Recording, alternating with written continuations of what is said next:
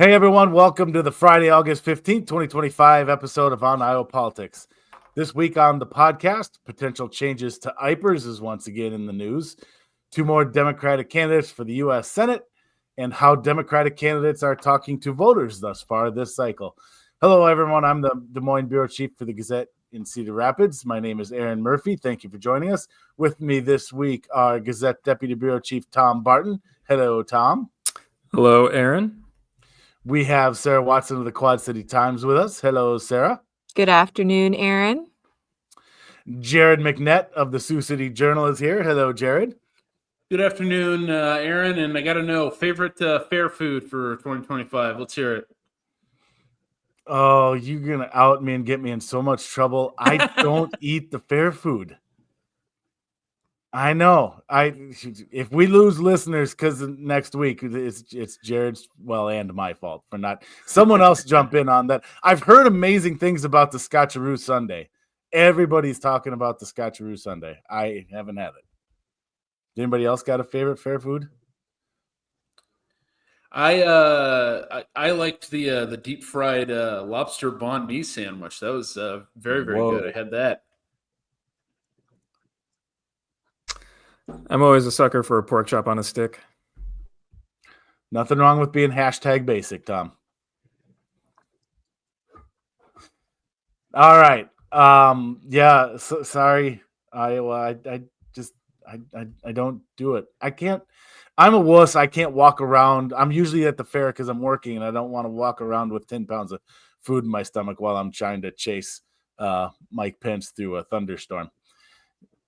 And finally, Gazette columnist Althea Cole is with us. Hello, Althea. Hello. Thanks for getting to me. Yeah, we got there eventually. All right. First up this week, the Governor Kim Reynolds Doge Task Force on Government Efficiency made another batch of headlines when during its most recent meeting, it floated the idea of making changes to IPERS, the popular state retirement program, just for new state hires, that those changes would be. Tom, take us through this a little bit. What did the task force propose? What has been some of the reaction? And then you this week talked to Republican state house leaders about it. What did they say? Yeah. So Iowa's Doge Task Force floated the idea of changing the state's public retirement system for new workers and replacing it with a defined contribution plan, something similar to like a 401k, as opposed to a defined benefits program like you see in typical public pension programs. So, under a defined benefits plan, the employer manages the investments and is responsible for ensuring that there's sufficient funds available to pay the guaranteed retirement benefits, which are calculated based on an employee's salary and years of service.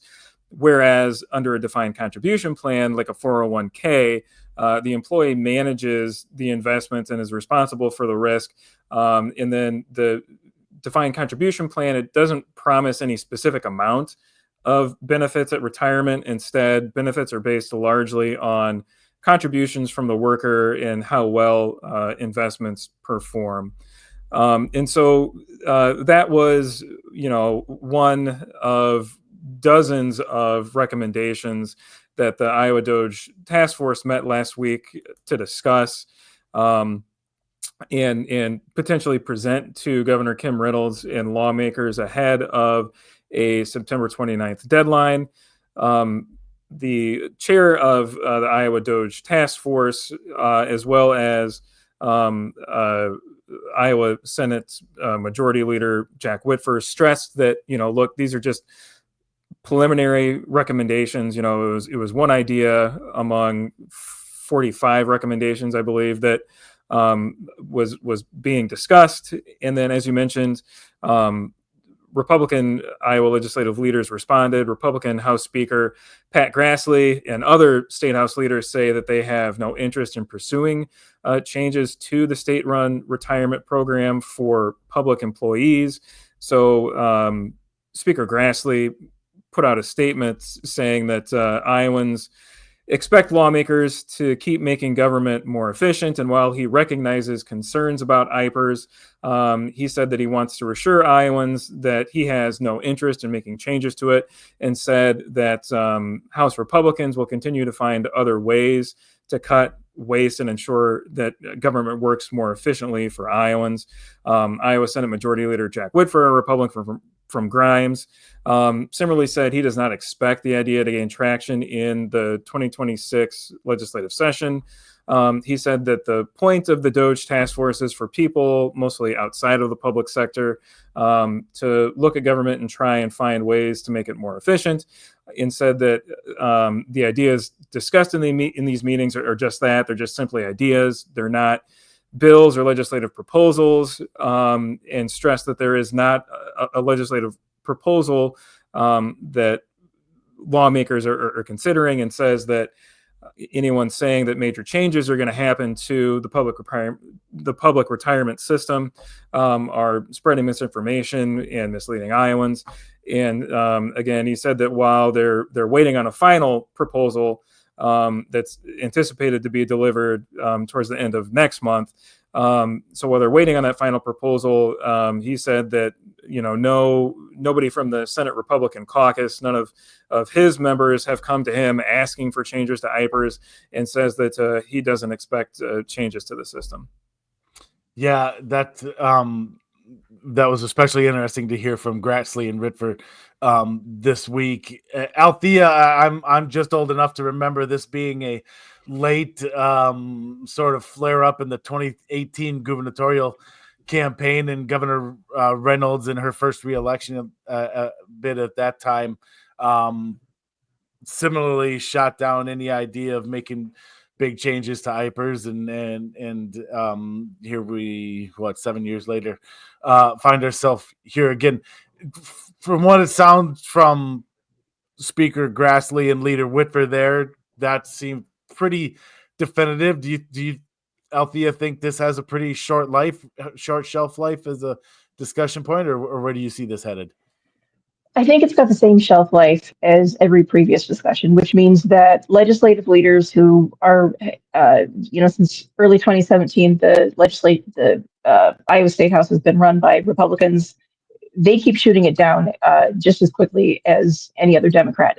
I think the reason the discussion stays alive is because anytime even an idea is discussed, and yes, an idea was discussed here, and it's not a terrible idea, but I'll get to that in a second. Anytime an idea is discussed, when it involves a tweak to IPERS, whether it be just a tweak or a massive overhaul, anything of the sort, Democrats tend to absolutely freak out.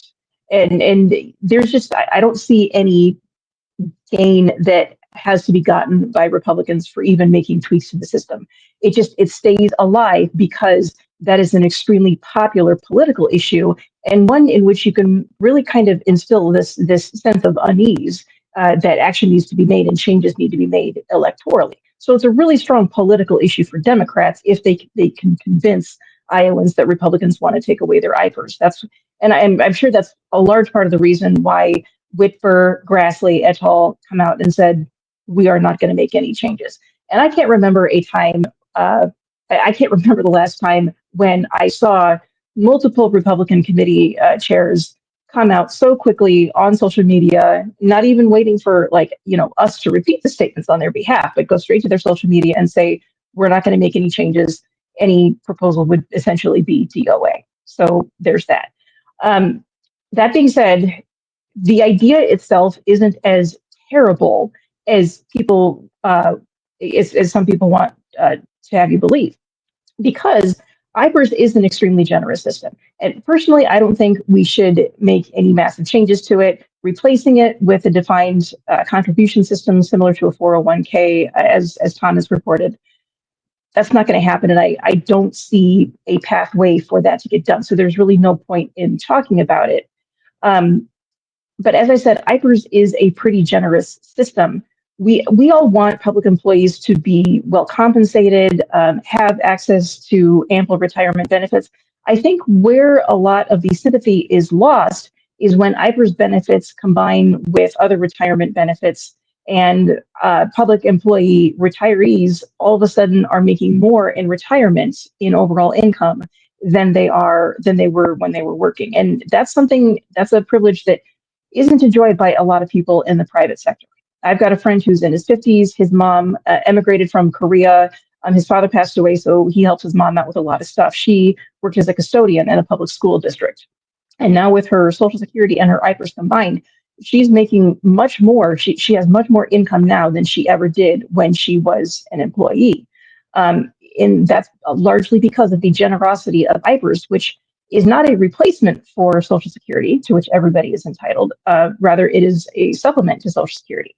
And a lot of times the supplement tends to be more overall than, again, what a person was making in their income. Given that that's taxpayer funded, and the leader of the Doge task force, the committee that was formed to discuss this, what this person pointed out is that not only is this taxpayer funded, but it's more heavily on the taxpayer in IPERS than it would be in the public sector for a 401k style. So when you combine the fact that some, not everybody, but a lot of people receiving IPERS tend to have a larger income in retirement than they did when they were working, and combine that with the fact that it is taxpayer funded, that's where the question becomes, is this more generous than what other people are receiving? And it's hard to say no to that when you do the math. Again, I'm not saying that for everybody, but if you're on IPERS, if you started working a public employee job at the age of 25, and you work that job for 35 years until you can retire at 60, which is much, a number of years before the retirement age, a number of years before most people in the private sector are able to retire. Yet you're fully vested in your IPERS after 7 years, and the 35 years you put in is enough to combine with your overall age to start taking your IPERS benefits right away, which means that even if you're not eligible for Social Security yet, you can start drawing your IPERS benefits, and you can work a second job, a much different job, a much easier job, just to supplement your IPERS until Social Security kicks in. Again, that's a privilege that a lot of private sector workers don't have. I would argue most don't have that with the 401ks. And so it's not wrong to say, if we are wanting to make government more efficient, are we asking the taxpayers to contribute too much overall, and what can be done to make sure that both the private sector and the public sector are on a level playing field? Yeah, that's where it all it inevitably gets back to, is that the debate and the talk about balancing compensation overall, making a comparative to the private sector. Jared, were you going to jump in with something there? Yeah. Another thing to consider with this, obviously, there's a couple people on the Iowa Doge task force that are in politics, but a number of the folks on there are, of course, from the private sector, and the private sector does not have to worry about voter backlash or facing the voters when they do something that voters might not like. So, I mean, that's not nothing when considering a discussion like this. Which, in fairness, I think was partially the point of why Governor Reynolds constructed that task force the way she did. She wanted to hear from private leaders outside of government, and get their ideas and perspective. And here was one, and here we are talking about it. So mission accomplished in that sense, I suppose. Yeah, All right. I was just gonna. Oh, sorry, go ahead, Oh, Sarah. sorry. I thought it was interesting reading Tom's reporting that the IPER system is like 90% funded, which is higher than a lot of states. Like we're over here near Illinois, which cities often have a lot of problems with pension liabilities, and so I thought that was interesting. And I know from Tom's reporting, Democrats were saying that public employees are, from some studies, have paid lower wages than people in the private sector. Yeah, and that's always what's that balance that I was talking about, is the IPERS type stuff on the benefit side, designed to compensate what are oftentimes lower salaries. Thank you, Sarah. I'm glad you mentioned the funded liability portion of this, because to Althea's point, I think part of the reason that IPERS remains so popular is because it's a healthy program. If it was in rough shape like we see in a lot of other states, this debate would probably be being had and on a lot grander scale versus the way we see it unfolding in this last week or so here. But because Iowa's historically has been in good financial shape, it tends to people tend to err on the side of not making drastic changes. We'll see where it goes. It'll be interesting again, circling all the way back. This is all just part of the task force's discussion period. We'll see whether that's in the final report or not, which we will certainly cover in future episodes of the podcast. Let's move on now to the campaign trail, where since we last recorded a podcast 2 weeks ago, thanks for sticking with us. We just couldn't get our schedules aligned last week. We have 2 new Democrats in the last couple of weeks running in Iowa's U.S. Senate campaign. This is, of course, the race that features Republican incumbent U.S. Senator Joni Ernst, who has not yet declared her intentions for 2026, but in recent days has been telling reporters that an announcement is coming soon. From some reporting from folks who covered Senator Ernst at the Westside Conservative Club this week. Apparently, she said Democrats should bring it on. So it certainly sounds like she's gearing up for a re-election, but we'll wait to find that out officially. So 2 new Democrats. Our first one, we're going to go in chronological order, is West Des Moines consultant and campaign veteran Jackie Norris. I wrote our team story about this race. So in the spirit of Clark Kent in the new Superman movie, I'm going to interview myself here on the podcast about Jackie Norris. Highly, highly unethical. Shame on you, Clark. Norris, as I said, West Des Moines consultant and Des Moines school board member. She was on Governor Vilsack's first gubernatorial campaign way back in 1998 and Barack Obama's 2008 Iowa caucus campaign, and then has worked for administrations and former presidents. So a lot of experience in that sphere. She's been a nonprofit leader. She's been around Iowa politics for a long time. So she jumps into what is an increasingly crowded field. She talked about wanting to address mental health in the state and education as well, which is no surprise being a school board member. And so that field grew when Jackie Norris got in a couple weeks ago. And then just this past week, earlier this week, we got a 5th Democrat in the primary, and that is Josh Turek, a state legislator from Council Bluffs.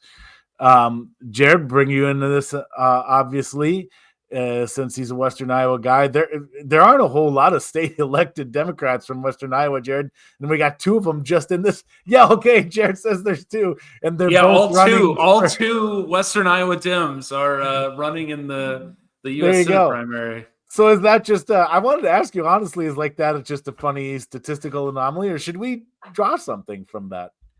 I mean, I think the main thing to draw from it is that there's not a lot of other places you can go if you're a Democrat in this part of the state than running for Senate, because, J.D. Scholten kind of proved that, even if you have the perfect hand dealt to you and you run a really good campaign against a very flawed candidate like you did in 2018, you still are probably not going to win in Western Iowa, or it's going to be very, very tough to do so. So why not try to broaden the map a little bit and run for something else?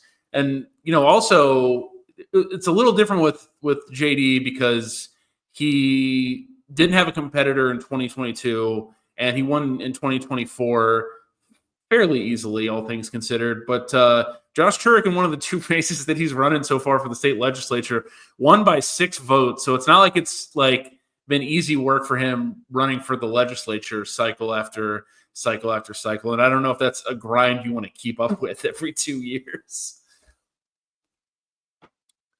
But no, it is very funny that the only 2 Western Iowa folks we have are both running. And I know I've seen quite a lot of buzz already for the kind of launch ad that Josh Turek put out. You usually don't see a lot of chatter about ads, and at least I don't see a lot of chatter about ads in Senate races, but I did see a little bit about that one. And yeah, I mean, obviously he has a very unique story to tell versus all the other competitors in the race. Yeah, shooting some hoops in that ad a little bit, right? Do I remember that in that video? Yeah, so we got two different prominent athletes in the. Yeah, so on top of both being the in only the- Western Iowa Democrats, they're both well above average athletes. Yes. It's JD Schulten's fastball against Josh Turk's 3-pointer. The rest of them are going to have to learn the skill. I will say, kind of just like going out even a little more broadly, it is interesting that like Democrats really are kind of emptying the clip, so to speak, with like who all is running in this particular cycle for this seat. Like you have a lot of the like kind of notable Democrats from the state legislature all deciding to jump in this time around and not waiting for future cycles. Yeah. And again, just in this primary, there's 3 of them, right?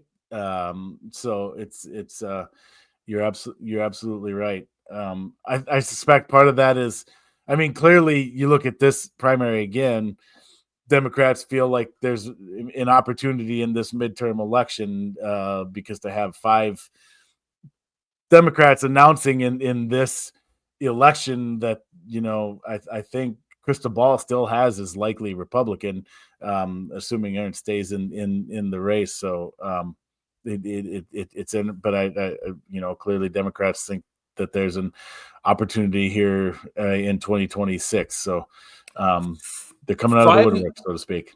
5 is a lot. Do we think we'll get more than 5? How many more might we get?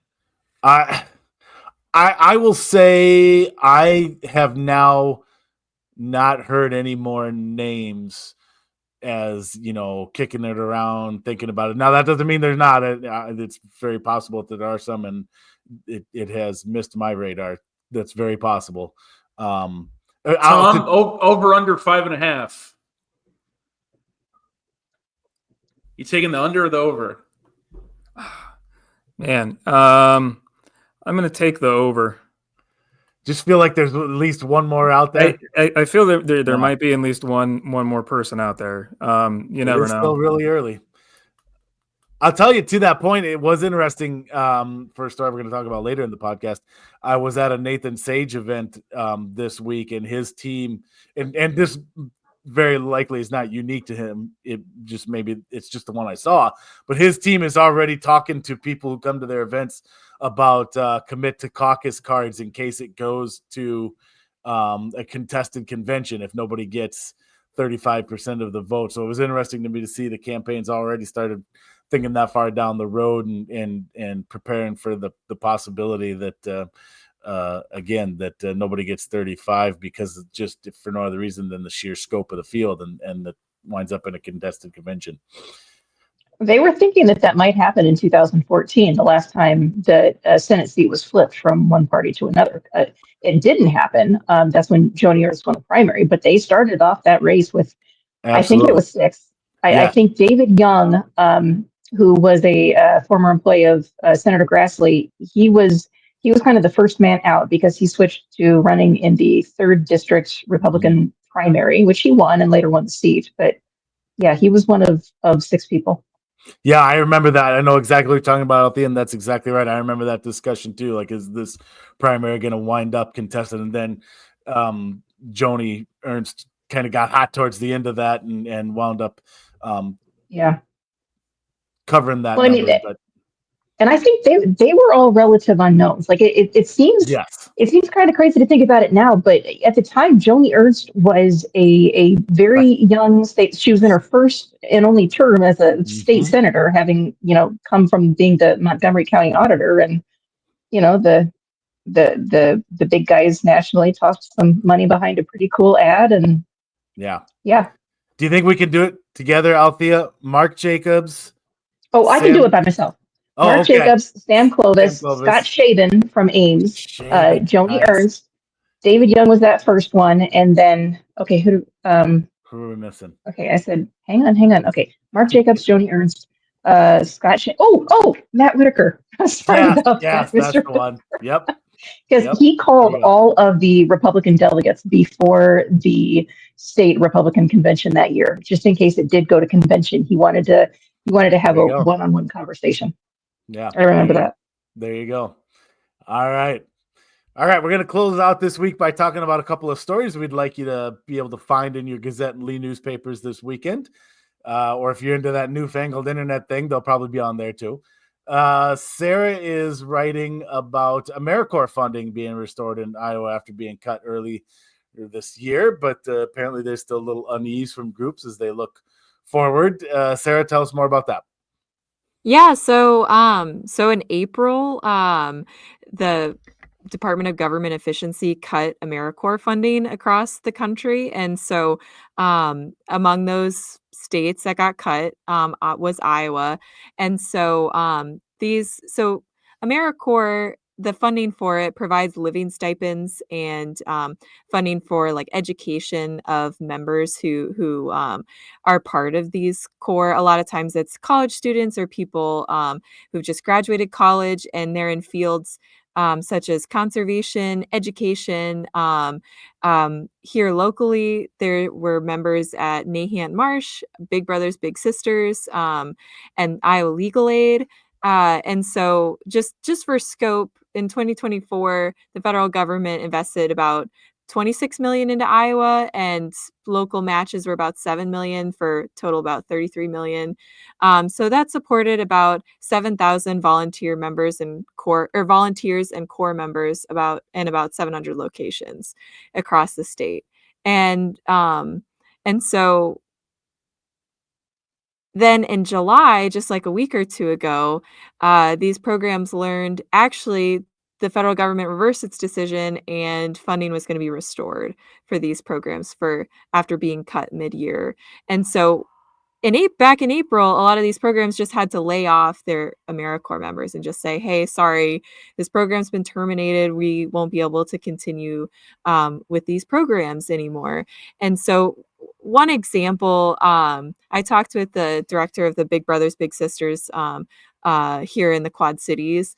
And so for years, they've contracted for AmeriCorps members to be social workers working with families locally, and they screen people who want to be bigs, which are like mentors to kids. And so they basically in April said, all right, your contract is done. The funding for AmeriCorps has been cut.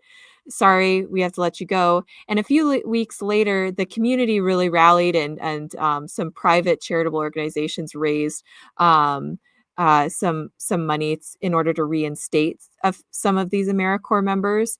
And so, but then when Big Brothers Big Sisters tried to contact some of these folks that they had laid off, essentially, they had found other employment. They didn't think that this was going to come back, so they only ended up rehiring 1 out of 4 of the members that they had on staff. And so they told me that they actually decided, because of this funding uncertainty, they decided not to reapply for AmeriCorps funding for the next year, even though the federal government has approved, it sounds like, funding for the next year. They're just concerned that they don't want to be cut funding mid-year for these like take on members and then be cut again if that's so. They're kind of taking a wait and see approach, seeing if this program is going to be continued, if it's going to be stable, or perhaps, and this is kind of a trend that I heard from folks who have AmeriCorps members, that they are just trying to come up with their own money, or see if it's feasible to fund some of these positions locally or with their own funds because of this. What several organization leaders told me is just this sort of disinvestment in programs like this at the state and federal levels, just moving away from seeing these types of programs as being a priority for state and federal funding. Yeah, that's fascinating stuff, Sarah. Thanks for that. And obviously a long-term thing that I'm sure you'll be tracking that. That's so interesting to hear the kind of ebbs and flows there. That story. One more thing this week, but before I'm gonna fact check myself. I think as I was talking about Jackie Norris, I said she's from West Des Moines, or maybe just inartfully described her, and it sounded like she's from West Des Moines. I believe she lives in Des Moines. Her business is in West Des Moines, which is. But anyways, I just want to clarify that because, as I said, she's a Des Moines school board member. All right. Finally, this week, I'm going to humbly ask everyone to watch out for another story coming your way this weekend.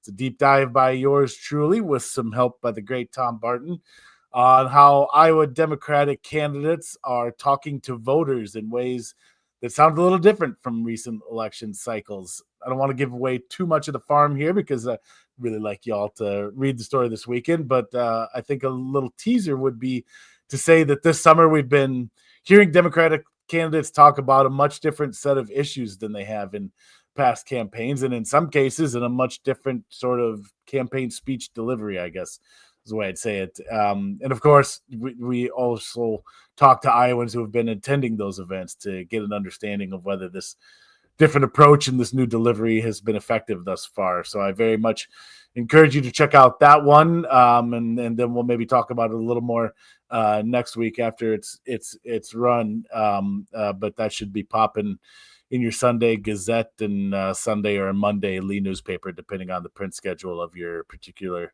Lee rag. So watch for that one this weekend too, and then next week or shortly, so after Sarah, you and Maya are working on a not exactly the same but similarly themed election analysis enterprise story too that we'll be able to talk about, right?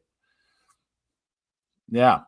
So well, I'll make you come back for that one. That's theirs to give away, so I'll make you come back next week to hear more about that.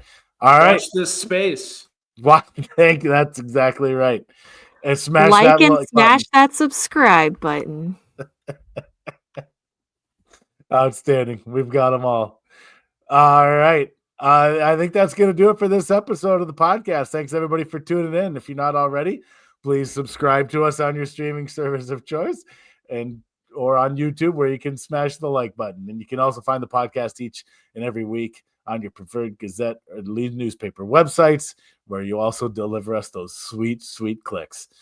Now that you've listened to the On Iowa Politics podcast, make sure you're also subscribed to the On Iowa Politics newsletter, where every morning in your inbox you'll receive all the latest politics and government coverage from our team. You can subscribe to that free newsletter at the Gazette's website, thegazette.com. And when you do, please open that email every morning to give me that sweet, sweet open rate. Making all the pitches here today. Lastly, don't forget that the work of everyone you heard here today can be. You know what? I need to plug this. I'm going to stop myself. Althea and Tom, when's the next Pints and Politics? I am terrible about teasing Pints and Politics on this podcast, and shame on me. The 19th of this month. Yes. Oh wow! I thought of that just in time. That's 5 days from recording. Negative. The next, the last Pints and Politics was on Thursday, June 19th. The next one is on Thursday, August the 21st. Oh, my bad. Okay, so no problem. Got your back, Jack. So you're close. So, but this coming Thursday, this podcast. Yeah, next Thursday, whatever the date is. Days. Okay. And Althea, maybe, drop Tom a note so he goes on the right day. We'll find him and drag him there if we have to. All right. And of course, don't forget that the work of everyone you heard here today can be found on the pages and websites of the Quad City Times, Muscatine Journal, Cedar Rapids Gazette, Waterloo Cedar Falls Courier, Main City Globe Gazette, Council Bluffs Daily Nonpareil, and the Sioux City Journal. For Tom Barton, Sarah Watson, Jared McNett, Althea Cole, and our producer, Becky Gardner, I'm Erin Murphy. Be well, everyone, and be good.